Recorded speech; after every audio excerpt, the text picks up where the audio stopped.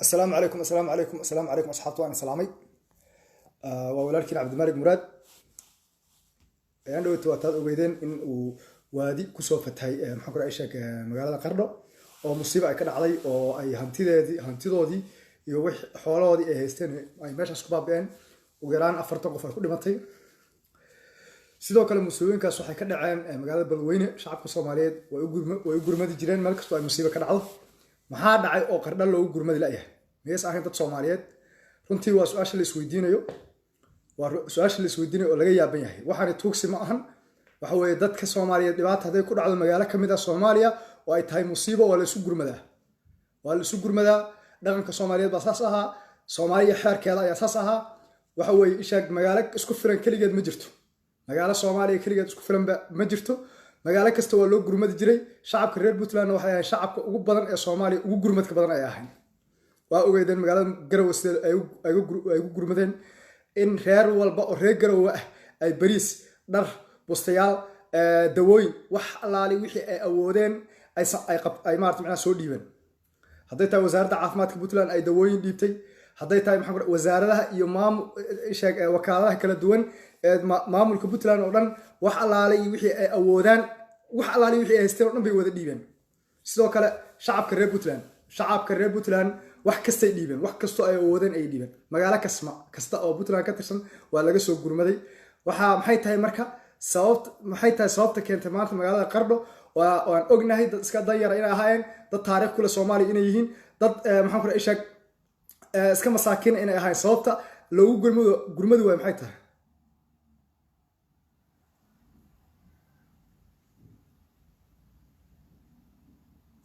aniga ayaa kamid ah dadkii u gurmaday shacabka reer maxaan ku raay sheeg reer Beledweyne $500 ayaan gacanteeda ka dhiibay $500 ayaan dhiibay qof walba oo Soomaali ayaa waxaan ku dhiirigeliyay dhalinyarada dadka YouTube ka isticmaala dadka media isticmaala ee website-yada leh TV-yada ayaa waxaan ku dhiirigeliyay inay ayaguna lacag wada dhiibaan aniga $500 waxa ma sheegin laakiin aniga waxaan ka waday qof walba oo Soomaali waa dhiibay ganacsatadii baa dhiibtay waxa dhiibay wariyaashii ayaa wada dhiibay waxa dhiibay maxaan ku raay dadkii caanka ah dhan baa igu wada dayday aniga qorshahaygu kaas u ahaa aniga markaa wax samaynayo dadka aan isheeg aan dad arrin baan ula jeedaa arrinta ula jeeda waxay ahayd qof walba jeebkiisa waxa ku jira inuu bixiyo maanta marka magaalada Qardho waa magaalo iska tabar yar ma aha magaalooyinka weyn oo kale isbixin kara oo dad badan ay degan yihiin oo dadkooda ay dibadda wada degan yihiin oo dad ganacsataa leh dadka ganacsatada ay maartay macna isheeg ay lacag u soo diri karaan ma ahan dadkeedu waxa ay dad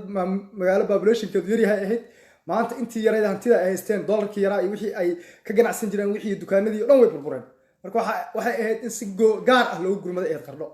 si gaar ah in loogu gurmado ee dadka Soomaaliyeed oo dhan qof walba isxilqaamo ilaa haddeertaan gurmad Qardho loo fidiyay ma arkin musiibadu waxay ka dhacaysaa Beledweyne waxay ka dhacaysaa isheeg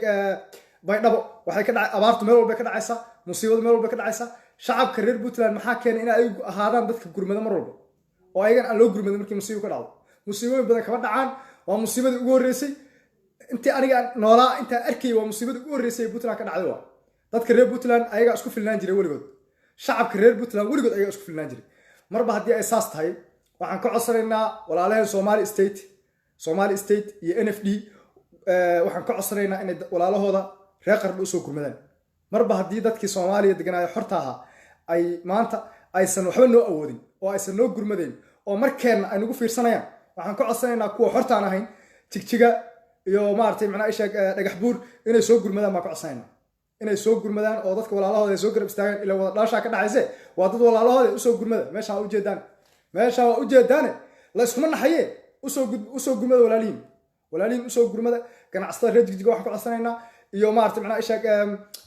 sidoo kale maxaan ku raay isheeg yani kuwa reer Gaarisa kuwooda Nairobi degan dadka qurbaha degan dhammaan waxaan ka codsanaynaa inay magaalada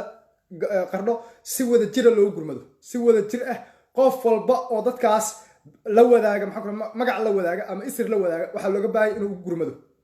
marba hadii ay Soomaaliyeed waxba lagu helin oo la isku fiirsanayo ilaa anaga shalay markaan lacagteena dhiibaynay hantideena dhiibaynay markaan dawooyinkeena dhiibaynay markaan bustayaasheena dhiibaynay waxa weeye Soomaalinimo ay ahayd naga ahayd Soomaalinimo iyo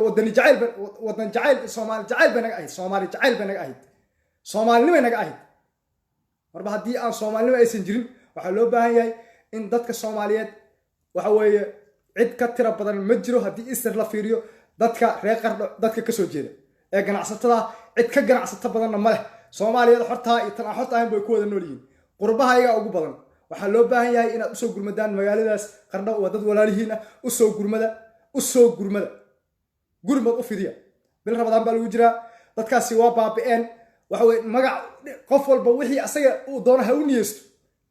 haddaad doonaysa qabiil isku qabiil baana ha u niyeyso haddaad doonaysa isku magaalaan ha u niyeyso haddaad doonaysa reer puntland ba aslan ha u niyeyso haddaad doonaysa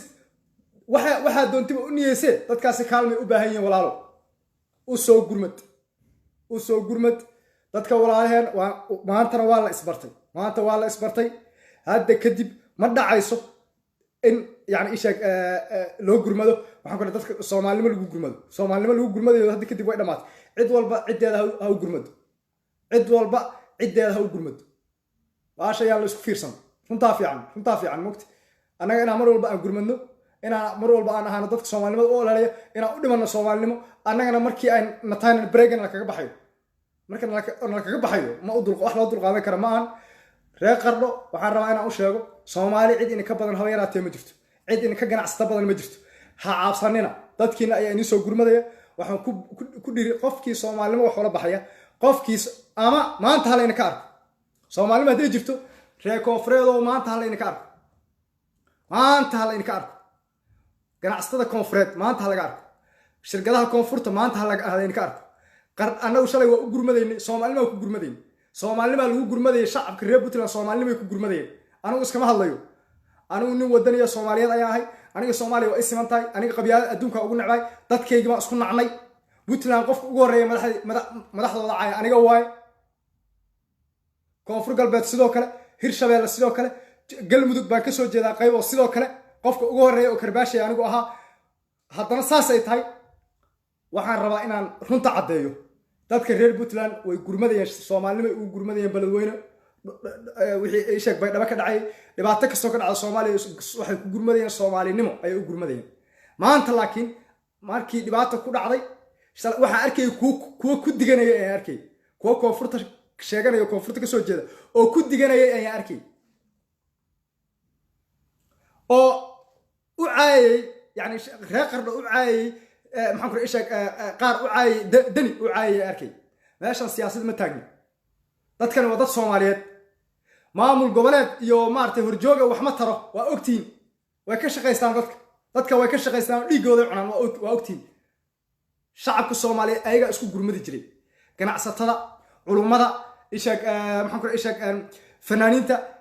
wadaad cid walba ay noqonaysay dukaanleyda cid walba ay noqonaysay ayaga ayaa isku gurmadi jiray xataa maxaan ku isheeg yani isbitaalaadka xataa waa soo gurmadayeen oo maarata macnaha isbitaalaadka dawooyin baa laga keenay wax walbaa la keenay maanta ma jirto qardho hal kaniiniyo oo koonfurta ka yimid soomaaliya oo lasoo gaarsiiyey ma jirto maxay tahay marka baashu maxay tahay marka baashu maxay tahay qulubteenna ayaa dhimatay soomaalinimadeenna baa dhimatay qabyaaladii baa nagu fogaatay saa la socotaan waxa weeye maanta heerkay marayso waa heer gunnimo ah waay gunnimo dadka soomaaliya in qaybo ka mid a soomaaliya inay dadka soomaaliyeed dhibaatooyinka ku dhacda inay dusha saarato baabuur ayaa lagu gurmaday baabuur walba oo reer garoowe ama reer puntland waa gurmaday wuxuu geeyey maxaan ku isheeg bustayaal wuxuu geeyey dhar wuxuu geeyey cunto wuxuu geeyey wax walba oo kala duwan ayuu geeyey soomaalinimo ayay ilaa iyo beledweyne ku soconayeen maanta meeday marka soomaalinimadii annaga hantideenna aan ku dhiibayna aawa marka maanta qardhoo tuulo yar ah oo saa aan weynayo degmo yar ah ayaa maanta yani isheeg aad u gurmadu weydeen oo maarata macnaha iyadoo weli bil rabadaan lagu jiro xaasnimada meesha ay joogtaan inay sheegaya bil rabadaan baa lagu jira waa markii sadaqada lala bixi jiray waa marka maanta sadaqay kuu noqonaysaa abaal bay kuu noqon lahayd sadaqay kuu noqon lahayd sharaf ayay ku ahaan lahayd war dadkan waa dadkii walaalaha ahaa oo shalay kuu soo gurmaday maanta u gurmad bay ku ahaan lahayd aawey marka aawey hal santi oo beledweyne ka yimid ma arkin hal santi oo dhuusamareeb ka yimid ma arkin cadaado ma arkin gaalkacyo ma arkin isheeg maxaan ku isheeg muqdisho ma arkin muqdisho ma arkin waa caasimadii 40 milyan oo soomaalida ay degnaayeen ganacsatada ugu badan soomaaliya ay degnaayeen hargeysa ma arkin burca ma arkin boosa isheeg dhuusamareeb ma arkin maxay tahay marka maxaan isku nahay marka mise dadka reer puntland waa doqomo ayagu macnaha isheeg lacagta waa iska dhiibaan miya hantida waa iska dhiibayaan miya runta la isku sheego waxaan ka codsanayaa degmooyinka Puntland inay gurmad gaarsiiyaan qaasatan degmada Galdogob xaafadda Garsoor gaalkacyo waxaan ka codsanayaa dadka walaalihiina reer qarnooda inaad u gurmadaan gurmad aad u fiirsaan